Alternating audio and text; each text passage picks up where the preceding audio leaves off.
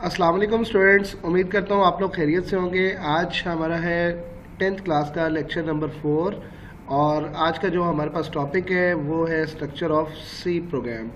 ठीक है जी, हम लोग आज स्ट्रक्चर ऑफ सी प्रोग्राम को डिस्कस करेंगे कि सी प्रोग्राम को कैसे बनाया जाता है, उसमें कौन कौन से पार्ट्स होते हैं और उसका क्या फंक्शंस होते हैं। ठीक है जी, हम लोग ज़रा इनको वन बाय वन देखेंगे कि ये लिंकिंग सेक्शन है फर्स्ट वन, और मेन सेक्शन है and body of main function है। इससे पहले मैं थोड़ा सा बताता जाऊँ कि लास्ट लेक्चर में हम लोगों ने रिजर्व वर्ड पढ़ा था और प्रोग्रामिंग के बेसिक सिंटैक्स की डेफिनेशन पढ़ी थी, सिंटैक्स एरर पढ़ा था, और इसी तरह कंपाइलर, पर्पस ऑफ कंपाइलर पढ़ा था, डिफाइन कंपाइलर पढ़ा था सॉरी, और हाउ द प्रोग्राम एग्जीक्यूट, उसमें पढ़ा था कि प्रोग्राम एग्जीक्यूट कैसे होता है। प्रोग्राम फाइल बनती है, कंपाइलेशन होती है, बाइनरी फाइल, और फिर एग्जीक्यूशन होती है। ठीक है जी, इसके मैंने कुछ क्वेश्चंस भी बनाकर दिखाए थे, अगर आपको थोड़ा सा याद हो। ये इसमें ना एक क्वेश्चन मैंने ऐड किया है, ये वाला देखिए ज़रा, how many keywords use in C language. C language में टोटल कितने कीवर्ड्स यूज़ किए जाते हैं। आपने ये टेबल देखा होगा, टेबल के अंदर काउंट करें तो ये देखिए 1 2 3 4 5 6 7 8 8 4 आर 32 कीवर्ड्स हैं जो हम लोग सी लैंग्वेज के अंदर यूज़ करते हैं। चले हम टॉपिक की तरफ चलते हैं ज़रा। स्ट्रक्चर ऑफ सी प्रोग्राम में हमारे पास we can see the program can be divided into 3 main parts. कितने मेन पार्ट्स हैं इसमें? 3 मेन पार्ट्स। वो कौन कौन से हैं वो मैं आपको बताता हूँ अभी। कि भाई एक तो है लिंकिंग सेक्शन कहते हैं, जिसको हेडर सेक्शन कहते हैं। ठीक है, एक है लिंकिंग सेक्शन इसके अंदर, यानी कि हेडर सेक्शन। दूसरा हमारे पास है मेन फंक्शन, तीसरा है बॉडी ऑफ द फंक्शन। ठीक है, ये देखें, दूसरा हमारे पास मेन सेक्शन और third one body of main function. अब यहाँ पर देखिएगा मैं अगर आपको प्रोग्राम पे दिखा दूँ, ये हमारे पास प्रोग्राम है। ठीक है जनाब, कि मैं इसमें ये इसको पिन पॉइंट करता हूँ।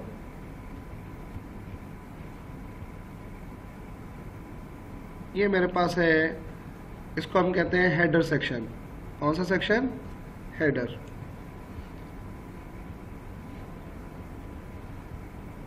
ये हमारे पास हेडर सेक्शन है और इसको हम लोग क्या कहते थे? लिंकिंग सेक्शन भी कहते हैं।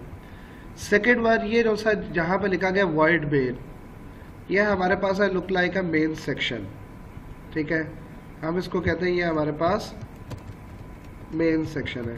अभी इनका मैं पर्पस भी बताता हूँ। और ये जो सा हम लोग लिखते हैं ये कर्ली ब्रेसेस के अंदर, ठीक है, यानी कि ये वाला पार्ट, इसको हम लोग कहते हैं ये हमारे पास क्या है? बॉडी, बॉडी ऑफ प्रोग्राम या बॉडी ऑफ मेन सेक्शन। ठीक है जी, ये 3 हमारे पास पार्ट्स हैं, इनको हम लोगों ने डिस्कस करना है। आप देखिएगा, इसको मैं इस साइड पर कर लेता हूँ और इसको सॉरी, ठीक है जनाब। अब आप देखें कि ये हमारे पास जो लिंकिंग सेक्शन है,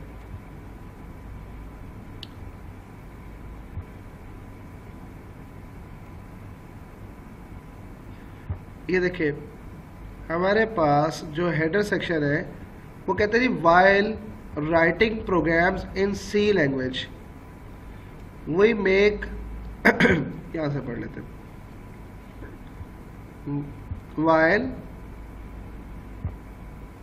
while writing a programs in C language we make extensive use of functions that are already defined in the language. But before using the existing function, we need to include the files where these functions have been defined. वो functions जो हम लोग body of the program में use करेंगे, उसका क्या क्या purpose है, किस function का क्या काम है, किस word का क्या काम है, ये सब कुछ explain किया जाता है header section में। ठीक है, अब सिंपल सी बात है, कंप्यूटर 10th क्लास के स्टूडेंट्स, ठीक है, 10th कंप्यूटर ग्रुप, तो मैं जब ये बात करूँगा तो इसका मतलब होगा कि इसके अंदर आएंगे कंप्यूटर के स्टूडेंट्स। ठीक है, वो डिफाइंड है, अंडरस्टूड है। जब मैट्रिक की बात की जाती है तो आपको मैट्रिक से रेलेवेंट पता होता है कौन से सब्जेक्ट्स हो सकते हैं। ठीक है, वो उसको डिफाइंड होता है। हम 1 बाय 1 सब्जेक्ट नहीं बताते, मैट्रिक है। जब इसी तरह प्री इंजीनियरिंग की बात की जाती है तो आपको उससे रेलिवेंट सब्जेक्ट्स का पता होता है कि इसमें इंजीनियरिंग में कौन कौन से सब्जेक्ट्स आते हैं, वो डिफाइंड कर जाता है एक वर्ड उसको। सेम इसी तरह से हमारे पास जब हम हेडर सेक्शन के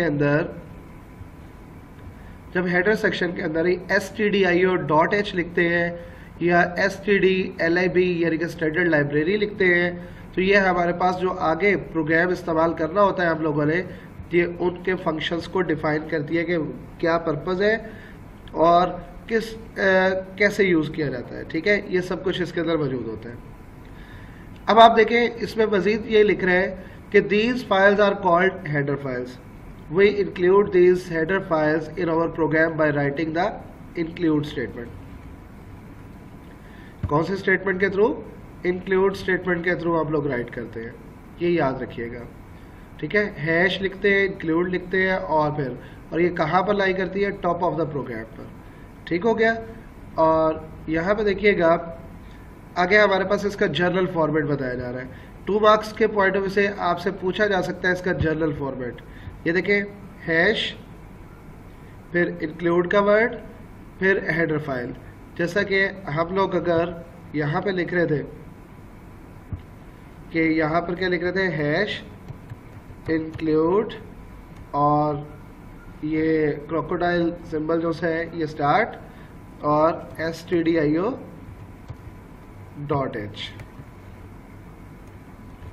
ठीक है जनाब, ये इसका तरीकाकार है, इस तरह से हम लोग लिखते हैं। ये अगर जर्नल सिंटैक्स के बारे में पूछा जाएगा तो आपने बता देना।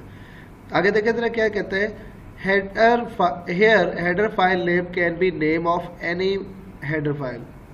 In the above example, we can include the stdio.h, that information related to input and output function. std का मतलब है standard, io का मतलब है input output.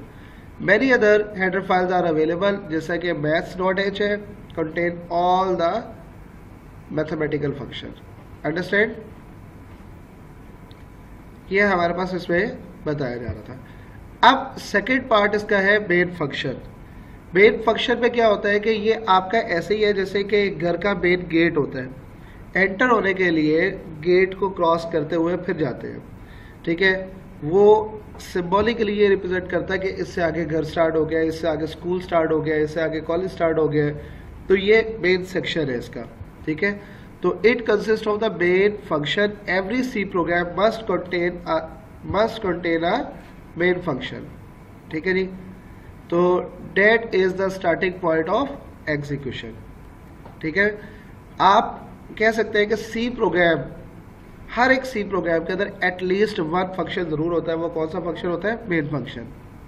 तीसरी चीज आती है body of the C program. अब इसको जरा माइंड में रखिएगा, ये जो कर्ली ब्रेसेस है, ये जो कर्ली ब्रेसेस है, body of the C program curly braces से स्टार्ट होती है। एक कर्ली ब्रेसेस ये है और एक ये एंडिंग के लिए। ठीक है, ये स्टार्टिंग के लिए, एंडिंग। इनके दरमियान में कुछ भी जो लिखा जाता है, all things are called body of C program. ठीक है, इसको आप क्या कहते हैं? बॉडी ऑफ प्रोग्राम और बॉडी ऑफ मेन फंक्शन। ठीक है जनाब, बॉडी ऑफ मेन फंक्शन भी कहते हैं और बॉडी ऑफ द प्रोग्राम भी कहते हैं। तो ये है हमारे पास कर्ली ब्रेसेस। अब देखिए बड़ा सिंपल सा इसको एक्सप्लेन कर रहे हैं। The body of the main function is enclosed in the curly braces. All the statement inside these curly braces make the body of the main function. In the above program, the statements printf hello world uses a predefined function printf to display the statement hello world on the computer screen. We can also create the other function in our program that use the inside the body of the main function. कुछ और भी function बनाए जा सकते हैं, लेकिन इसको explain करूंगा चैप्टर नंबर 5 में। ठीक है, तो आप इसको जरा माइंड में रखिएगा। अच्छा, इससे रेलेवेंट कुछ इंपॉर्टेंट पॉइंट्स हैं। एक फर्स्ट वन पॉइंट अगर आप देखें, यहां पर वो कहता है the sequence of the statement in a C program should be according to the sequence in which we want our program to be executed. अगर मैं एक चीज आपको बताऊं, यहां पर मैंने लिखा s equal to a plus b। और मैं कहता हूँ a इक्वल टू 5 है और b इक्वल टू 4 है। आप मुझे बता सकते हैं कि s का आंसर किसके इक्वल आएगा? ठीक है, आउटपुट बताएं s की क्या आ सकती है? s इक्वल टू क्या आएगा सर? 9 आएगा। आप कहेंगे सर a की वैल्यूज 5 है, b की वैल्यूज 4 है, तो 5 + 4 9 आंसर आ जाएगा, जबकि ऐसा नहीं है। आपने सीक्वेंस को बहुत ज़्यादा ज़रूरी है यहाँ पर कि देखें a की वैल्यूज हम पहले कह रहे हैं कि s equal to a + b, a और b को ऐड कर दो, जबकि अभी कंपाइलर को पता नहीं है कि a की वैल्यूज क्या है और b की वैल्यूज क्या है।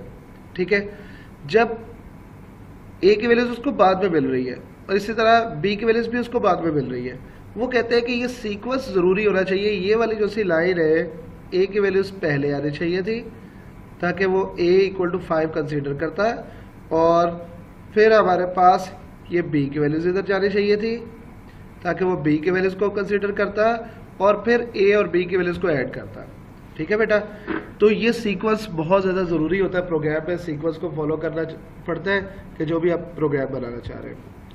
अब सेकेंडली आप इसमें देखें कि सेकेंड पार्ट उसने ये कहा कि C language is a case sensitive language. This is a very very very important thing, case sensitive, कि स्मॉल लेटर्स में लिखा गया और कैपिटल लेटर्स में लिखा गया, दोनों डिफरेंट वर्ड्स हैं। It means that if a keyword is defined with a small case letter we can not capitalize any letter. It का वर्ड हो गया, ठीक है, और कैपिटल इट का वर्ड हो गया, वो कह रहे जी इसको हम डिफरेंट कंसीडर करेंगे। जो कीवर्ड्स होते हैं वो हमेशा स्मॉल लेटर्स के अंदर लिखे जाते हैं। अगर आप तुमको थोड़ा सा याद हो कि कीवर्ड्स हमेशा स्मॉल लेटर्स में, जो मैंने 32 कीवर्ड्स बताए सी लैंग्वेज के, वो सारे के सारे स्मॉल लेटर्स में लिखे जाते हैं। ठीक है, अब इसमें देखिएगा each statement, sorry last, each statement ends with a semicolon. जो करली ब्रेसेस के अंदर लिखी जाती थी ना उसको हम स्टेटमेंट्स कहते हैं। तो हर एक स्टेटमेंट किससे क्लोज होती है? सेमीकोलन से। ये वाला सेमीकोलन का सिंबल है, ठीक है, डेट इज कॉल्ड सेमीकोलन। अगर मैं आपको इसका व्यू करवाऊं तो आप ये देखें, ये वाला, ठीक है, इस सेमीकोलन को हम लोग कहते हैं, क्या कहते हैं? स्टेटमेंट टर्मिनेटर भी कहते हैं। ठीक है बेटा, स्टेटमेंट टर्मिनेटर, ठीक है, तो ये भी कहा जाता है इसको, अंडरस्टैंड। तो ये हमारे पास था structure of C program. As a long question answer के पॉइंट ऑफ व्यू से आ सकते हैं, और ये नीचे एक एग्जांपल भी दी गई है, आप एग्जांपल देकर इनको आप पिन पॉइंट भी कर सकते हैं, मार्कर से हेडिंग देकर, भाई ये हमारे पास body of the main function है, ये मेन फंक्शन है, और इनको हम लोग इस पार्ट को क्या कहते हैं? हेडर सेक्शन कहते हैं। ठीक है, आप तीनों चीज़ें मेंशन भी कर सकते हैं एक छोटा सा प्रोग्राम बनाकर, ताकि ज़रा जो भी पेपर चेक करने वाला होगा उसको इजीली पता चल जाए उसमें। ठीक है, अंडरस्टैंड। होपफुली कि आज आपको इस लेक्चर की समझ आ गई होगी, और इसको साथ साथ याद करते जाइएगा। ठीक है, ये as a long question answer है, बल्कि मैं एक्सरसाइज में आपको क्वेश्चन दिखा देता हूँ कि एक्सरसाइज में कैसे पूछा जा रहा है।